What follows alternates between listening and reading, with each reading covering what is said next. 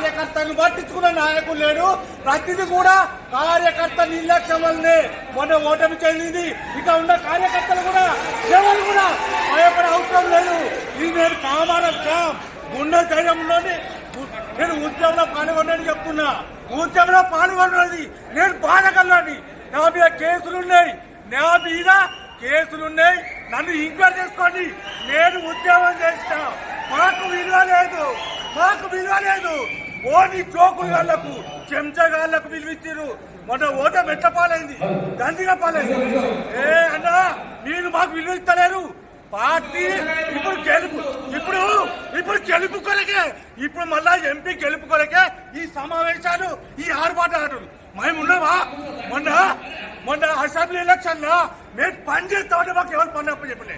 కార్పొరేటర్కి వెళ్తారట, కార్పొరేటర్కి వెళ్తారా? ఒక్క కార్పొరేటర్ చెప్తే డీజెల్ లో ఉండే ఓట్లు పడతాయా? మేము నాయకులం కాదా? మాకు గుర్తింపు లేదా? ఎట్లా ఈ మీటింగ్ ఎందుకు?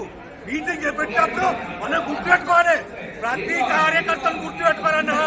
ఎలక్షన్ లేదు, ఇది దౌర్జన్యం ఉన్నా, ఇది మానుకోవాలి. ఎవరు కాదా? ఎవరు మాట్లాడి నాతో నమ్మని కూర్చుంటాడు. ఎవరు చేసిండు? ఏం గుర్తుపెట్టుకోండి. మనం మూసేయద్దు. మీరు నువ్వు చెప్తామే విను.